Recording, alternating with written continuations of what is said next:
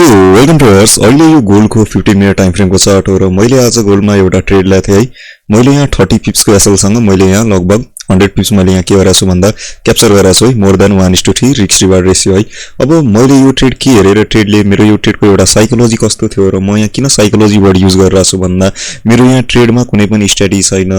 धेरै मान्छेको डिफ्रेन्ट स्ट्र्याटेजिजहरु हुन्छ, डिफ्रेन्ट सेटअप्सहरु हुन्छ कि प्राइस लिक्विडिटी खाएर प्राइस यो एफबीजी मा होस्, प्राइस यो ओबी मा होस्, प्राइस एउटा इन्टरनल रेन्ज लिक्विडिटी मा होस् कुनै है, अथवा धेरैको डिफ्रेन्ट सेटअप्सहरु हुन्छ, सिल्भर बुलेटहरु है। डिफ्रेन्ट के हुन्छ भन्दा अनेक थरीके छ। आईसीटी मा सेटअप्सहरु छ, प्राइस एक्सन मा स्ट्र्याटेजिजहरु छ, डिफ्रेन्ट ट्रेडरहरुको डिफ्रेन्ट स्ट्र्याटेजिज र सेटअप्सहरु हुन्छ है। तर simple things work in market. हामीले जति सकेसम्म मार्केटलाई सिम्पल बनाउनु पर्यो र मेरो यो ट्रेडमा कुनै पनि स्ट्र्याटेजिज छैन, कुनै पनि सेटअप चाहिँ छैन र मैले जस्तो वेमा यहाँ चार्टलाई एनालाइसिस गरेको छु तपाईहरुले पनि त्यस्तै वेमा चार्टलाई एनालाइसिस गर्नुभयो, त्यस्तै वेमा चार्टलाई बुझ्नुभयो र त्यस्तै वेमा जर्नलमा प्लान बनाएर त्यो प्लानमा रियाक्ट गर्नुभयो भने तपाईको प्रोफिटेबल जर्नी एकदम नै नजिक आउँछ है। एकदम नै सिम्पल हुन्छ तपाईको ट्रेडिङ जर्नी र तपाई एउटा प्रोफिटेबल ट्रेडर पनि बन्नुहुन्छ है।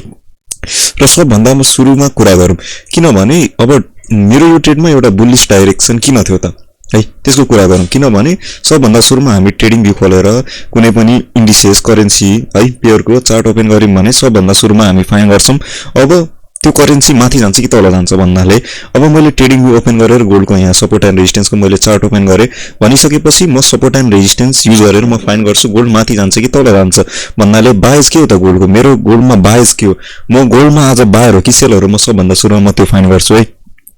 र म यहाँ बायर किन थियो त त्यो म अब तपाईलाई म सबभन्दा सुरुमा हामी यहाँ के हेरिराछौं त मैले यहाँ के हेरे भन्दा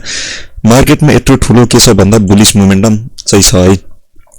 र मेरो यहाँ एउटा बिहेभियर बेसिक्समा मेरो यहाँ डाइरेक्सन माथि थियो भन्दा किनभने यदि मार्केटलाई झर्नु नै हुन्थ्यो भने है, यदि मार्केटलाई झर्नु नै हुन्थ्यो भने मार्केट यहीँदेखि मार्केट के भइदिन्थ्यो भन्दा तल झर्दिन्थ्यो यहीँदेखि है। इफ मार्केटलाई हिजो झर्नु हुन्थ्यो भने मार्केट यहीँदेखि मार्केट तल मार्केट गइदिन्थ्यो। तर मार्केटले यहाँ के गर्यो भन्दा मार्केटले यो ट्रेन्ड लाइनमा सपोर्ट मार्केटले लियो, त्यसपछि मार्केटले यो ट्रेन्ड लाइनको ब्रेकआउट दियो है। ट्रेन्ड लाइन साथसाथै मार्केटले आज यो सपोर्टको पनि ब्रेकआउट दियो, त्यसपछि अब यता जोर पनि इन्ट्री गराएको थियो है। यहाँ बिगिनर सेलर्सहरु है, ब्रेकआउट ट्रेडरहरु जहिले पनि यहाँ इन्ट्री गराएको थियो, मार्केटले तिनीहरुलाई के गर्दै भन्दा रिमुभ गर्दै है। अब यहाँ को इन्ट्री गर्छ त यहाँ बायर इन्ट्री गर्छ, लिक्विडिटी बायर कि मार्केटले यहाँ सेलर्सको ट्र्याप हानो एसएल खाएर मार्केट माथि जान्छ भन्ने भनेर यहाँ लिक्विडिटी बायरहरु इन्ट्री गर्छन् र मार्केटले तिनीहरुलाई पनि के गर्यो भन्दा रिमुभ गर्यो। यहाँ मार्केटले सेलर्सलाई ट्र्याप हानो, सेलर्सलाई ट्र्याप हानिसकेपछि मार्केटले बायर्सलाई ट्र्याप हानो, त्यसपछि यो मुभमा फेरि यहाँ को इन्ट्री गर्छन् त लिक्विडिटी सेलर्सहरु इन्ट्री गर्छन् है। के सोचेर यहाँ इन्ट्री गर्छन् भन्दा यहाँ अब जुन पनि यहाँ ब्रेकआउट सेलरहरुको एसएल खाएर पनि मार्केट माथि जान सकेको छैन है। मार्केटले यसलाई रेस्पेक्ट नै गरिरहेछ, कति मजाले दुई तीन चोटी मार्केटले आज यो रेजिस्टेन्सलाई मार्केटले रेस्पेक्ट नै गरिरहेछ है। त्यो हेरेर यहाँ लिक्विडिटी सेलरहरु यहाँ के गर्छन् भन्दा सेल हान्छन् र लास्टमा मार्केटले त्यो लिक्विडिटी सेलर्सहरुलाई पनि मार्केटले निकाल्दियो अनि मार्केट के भइदियो भन्दा माथि गयो है। अब कुनै पनि यदि ट्रेन्ड लाइन गोल्डमा ट्रेन्ड लाइनको बिहेभियर के हो त, अथवा कुनै पनि ट्रेन्ड लाइन ब्रेकआउट भइसकेपछि गोल्डले मल्टिपल टाइम दुई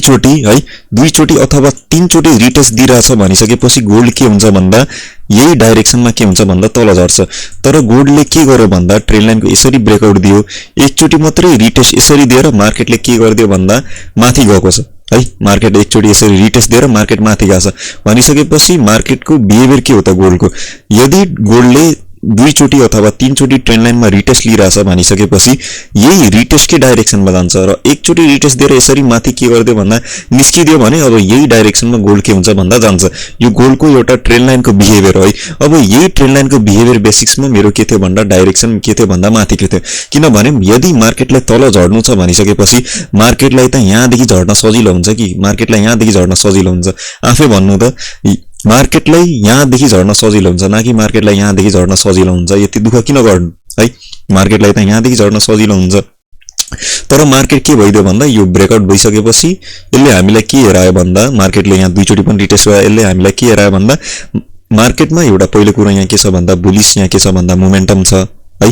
यहाँ बुलिश मोमेन्टम छ र मार्केटलाई तल पनि जानु मुड छैन, मार्केटको इन्ट्रेस्ट छैन र मार्केटलाई झर्नु नै हुन्थ्यो भने यहाँदेखि यसरी झर्दिन्थ्यो, यहाँदेखि यसरी झर्दिन्थ्यो, यहाँदेखि यसरी झर्दिन्थ्यो है। यहाँदेखि यसरी झर्दिन्थ्यो यहाँदेखि मार्केट किन झर्छ जब मार्केटलाई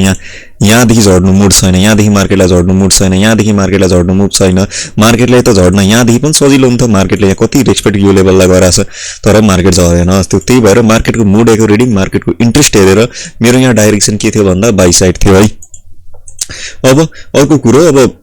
मेरो यहाँ इन्ट्री यहाँ किन थियो भन्दा अब मैले यहाँ सबभन्दा सुरुमा मैले यहाँ जर्नलमा प्लान कसरी बनाएँ म कसरी ट्रेड लिन्छु त मेरो मैले तपाईहरुलाई भनेको छु मेरो कुनै पनि स्ट्र्याटेजी छैन मेरो कुनै पनि सेटअप छैन म जर्नलमा प्लान बनाएर म त्यो प्लानमा के गर्छु भन्दा रियाक्ट गर्छु अब सबभन्दा सुरुमा म प्लान बनाउनु भन्दा अगाडि मलाई यहाँ इन्ट्री गर्नु छ मलाई आज यो सपोर्टमा इन्ट्री गर्नु छ यो सपोर्ट मेरो लागि आज नैरेटिभको रूपमा मेरो लागि एक्ट गर्छ सो यो सपोर्टमा यदि मार्केटले यहाँ के गरेछ भन्दा प्रिभियसमा एज अ बिहेभियर बुझ्यौं भने मार्केटले प्रिभियसमा मार्केटले एज अ यो रेजिस्टेन्समा मार्केटले यहाँ सेलर्सहरुलाई के गर्यो भन्दा इन्भाइट गर्यो मार्केटले के गर्दै भन्दा ट्र्याप गर्दै मार्केटले एज अ यो ट्रेन्ड लाइनमा एज अ यो सपोर्टमा मार्केटले सेलरहरुलाई इन्भाइट गर्यो त्यसपछि ट्र्याप गर्दै मार्केटले के गरिरहेछ त इन्भाइट त्यसपछि ट्र्याप गरिरहेछ र ट्र्यापकै डाइरेक्सनमा माथि गइरहेछ भन्नाले अब जुन पनि सेलरहरु यहाँ सेल हान्छन् स्टप लस हुन्छ नि त स्टप लसकै डाइरेक्सनमा माथि गइरहेछ एसएल कै डाइरेक्सनमा के भइरहेछ भन्दा मार्केट माथि गइरहेछ यता पनि मार्केटले सेलर्सलाई के गर्यो ट्र्याप गर्यो स्टप लसकै डाइरेक्सनमा मार्केट गएर मार्केट आज यो रेजिस्टेन्ससम्म आयो अब त्यसपछि हामी यहाँ के हेरिरहेछौं त यदि मार्केटले के गर्यो भन्दा यो एउटा सपोर्टलाई के दियो भन्दा ब्रेकआउट दियो अब ब्रेकआउट दिइसकेपछि यत्रो ठुलो जब मार्केटले के लिइरहेछ भन्दा रिजेक्सन लिइरहेछ भनिसकेपछि यहाँ ट्रेडरहरु यहाँ के गर्छन् भन्दा एन्ट्री गर्छन् किनभने प्रिभियसमा पनि मार्केटले के गर्यो सेलर्सलाई ट्र्याप हानेछ मार्केटले सेलर्सलाई ट्र्याप हानेछ स्टप लस खाएर कति स्पिडको मोमेन्टम दिएछ स्टप लस खाएर कति स्पिडमा मार्केट के गरिरहेछ भन्दा ट्राभल गरिरहेछ 90 डिग्रीको स्पिडमा मार्केट यहाँ के गरिरहेछ त ट्राभल गरिरहेछ मार्केटले यहाँ ब्रेकआउट दियो यो सेलर्सलाई ट्र्याप हानेर यहाँ धेरै जना लिक्विडिटी बायरहरु के गर्छन् भन्दा एन्ट्री गर्छन् है र म जहिले पनि त्यस्तो ठाउँमा ट्रेड लिन्छु जहाँ मेजोरिटी अफ ट्रेडरहरु इन्ट्रेस्टेड हुँदैन बाय गर्न तिनीहरुमा के हुन्छ भन्दा फियर हुन्छ है र म ट्रेड त्यो ठाउँमा एक्जिट गर्छु जहाँ भरको रिटेल ट्रेडरहरु ट्रेड लिन एक्साइटेडमेन्ट हुन्छ तिनीहरुमा इन्ट्रेस्टेड हुन्छ म जहिले पनि त्यही के गर्दिन्छु भन्दा ट्रेड कट गर्दिन्छु ट्रेड एक्जिट गर्दिन्छु र जहाँ मेजोरिटी अफ रिटेल ट्रेडरहरु ट्रेड लिन डराउँछन् तिनीहरुको इन्ट्री प्लेस हुँदैन म त्यहाँ के गर्छु भन्दा इन्ट्री गर्छु अब यता है सेलर्सलाई ट्र्याप हानेर यता धेरै जना लिक्विडिटी बायरहरु बाय गर्छन् किनभने मार्केट यता पनि पैसा दिएछ दुई चोटी मार्केटले लिक्विडिटीको सेटअपमा पैसा दिइसक्यो भन्नाले एक त ट्रेडरहरुले जसले यहाँ पैसा कमाछन् तिनीहरुमा त एक त ओभर कन्फिडेन्स हुन्छ जसले यो सेलर्सलाई ट्र्याप हानेको हेरेर स्टप लस माथि छ हेरेर जसले यहाँ बाय गरेको थियो तिनीहरुमा त ओभर कन्फिडेन्स हुन्छ नि त मार्केटले त यहाँ सेलर्सलाई ट्र्याप हान्यो रिटेस्टमेन्ट पनि दियो अब मार्केट के जान्छ भन्दा माथि जान्छ सो मैले जर्नलमा के प्लान बनाएको थिएँ भन्दा यसरी है मैले जर्नलमा एज अ यो सपोर्ट भनेर मार्क गरे मार्केटले के दियो भन्दा ब्रेकआउट दियो अब यो ब्रेकआउट दिइसकेपछि मार्केट यसरी निस्किदा खोज्दा मलाई यहाँ बाइ गर्नु भयो त भएन किनभने मेरो यहाँ कन्डिसन फिल हुँदैन अब मार्केटको बिहेभियर के हो त मार्केट माथि जानु भन्दा अगाडि मार्केटले बायर्सलाई पनि मार्केटले ट्र्याप गर्छ मार्केटले सेलर्सलाई पनि मार्केटले ट्र्याप गर्छ सो मेरो जर्नलमा प्लान के थियो भन्दा म यहाँ बाइ गर्दिन मेरो कन्डिसन पनि फुलफिल हुँदैन किनभने यहाँ मेजोरिटी अफ रिटेल ट्रेडरहरु इन्ट्रेस्टेड हुन्छ बाइ गर्न त्यसपछि यिनीहरुको एसएल कहाँ हुन्छ तल हुन्छ मार्केटले यिनीहरुको के गर्छ भन्दा एसएल यसरी खान्छ भनिसकेपछि यहाँ को इन्ट्री गर्छन् त यसरी तल निस्किदा यता यहाँ के को इन्ट्री गरे यता बायर इन्ट्री गरे यहाँ फेरि को इन्ट्री गर्छन् लिक्विडिटी सेलर्स किनभने यहाँ यिनीहरु यहाँ किन इन्ट्री गर्छन् त यिनीहरुलाई लाग्छ मार्केटले त एसएल खाएर पनि माथि जान सकेन तल नै गइराछ अब यही डाइरेक्सनमा मार्केट माथि जाला कि भनेर यहाँ लिक्विडिटी सेलर्सहरु इन्ट्री गर्छन् अथवा जसले यता के गरेको थियो भन्दा जसले यता सेल हाना त जसले यो ब्रेकआउटमा सेल हाना तिनीहरुको स्टप लस गयो अब स्टप लस खाएर फेरि मार्केट यसरी तल गएको हेरिरहेछ भनिसकेपछि अब यिनीहरुलाई लाग्छ नि यी स्टप लस खायो धेरैचोटी मेरो स्टप लस खाएर मेरै डाइरेक्सनमा गएछ फेरि मार्केट मेरै यही डाइरेक्सनमा जान सक्छ भनेर लस रिकभरी ट्रेड लिनेहरु पनि यहाँ के गर्छन् भन्दा सेल हान्छन् यो ब्रेकआउटमा सेल हान्नेहरु सो यता पनि त मेरो कन्डिसन फुलफिल भएन नि त यहाँ पनि मेजोरिटी अफ रिटेल ट्रेडरहरु यहाँ के गर्छन् भन्दा सेल हान्छन् है सो त्यसपछि मार्केटले यहाँ के गर्यो भन्दा यसरी मार्केटले यिनीहरुलाई निकाल्यो है सो मलाई थाहा थियो मार्केटले के गर्छ भन्दा यिनीहरुलाई पनि निकाल्छ अब यहाँ फेरि को इन्ट्री गर्छन् त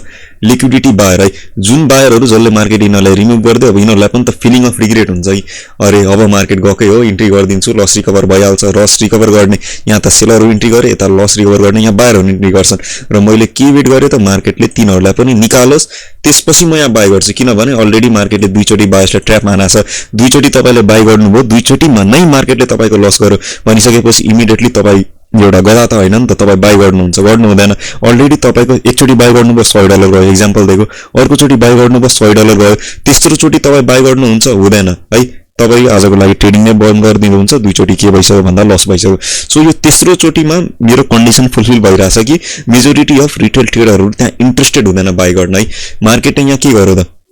यहाँ यसरी मार्केटले यहाँ बायसलाई ट्र्याप हान्यो सेलर्सलाई लिक्विडिटी बायसलाई जसले पनि यहाँ बाइ गरे यति माथि तर यो रिजेक्सन हेरेर यो नेगेटिभ क्यान्डल हेरेर यतै धेरैले त यही डराएर ट्रेड एक्जिट गरेको होला कतिको जसले यहाँ स्टप लस ट्रेल गरेको होला लस रिकभरी गर्नेहरूले तिनीहरूले ट्रेल गरिदिन्छ एसएललाई सो तिनीहरूको ट्रेलिङ एसएल हिट भएको छ त्यसपछि मैले यही यता मैले के गरेको थिएँ भन्दा इन्ट्री गरेको थिएँ र मेरो यहाँ मैले यहाँ 100 पिप्स भन्दा धेरै मैले यहाँ के गरे भन्दा क्याप्चर गरे है सिम्पल जर्नलमा मैले यो के गरेको थिएँ भन्दा प्राइस मुभमेन्ट बनाएको थिएँ सेम मार्केटले त्यही प्राइस स्ट्रक्चर मार्केटले फलो गर्यो र मैले यहाँ के गरे भन्दा रिएक्ट गरे कुनै पनि स्ट्र्याटेजी छैन म त्यसरी ट्रेड लिदिनँ कि मार्केटले बायसलाई ट्र्याप हान्नु बाइ गरिदिनु पर्छ सेलर्सलाई ट्र्याप हान्नु बाइ गरिदिनु स्टप लस यहाँ माथि छ बाइ गरिदिनु स्टप लस तल छ सेल गरिदिनु त्यसरी ट्रेड लिदिनँ त्यसरी ट्रेड लियो भने प्रॉफिट त हुन्छ कन्सिस्टेन्सी मेन्टेन हुँदैन अकाउन्ट साइज के हुँदैन भन्दा इन्क्रिज हुँदैन है सो आजको लागि यति नै है अब भेटौँला अर्को भिडियोमा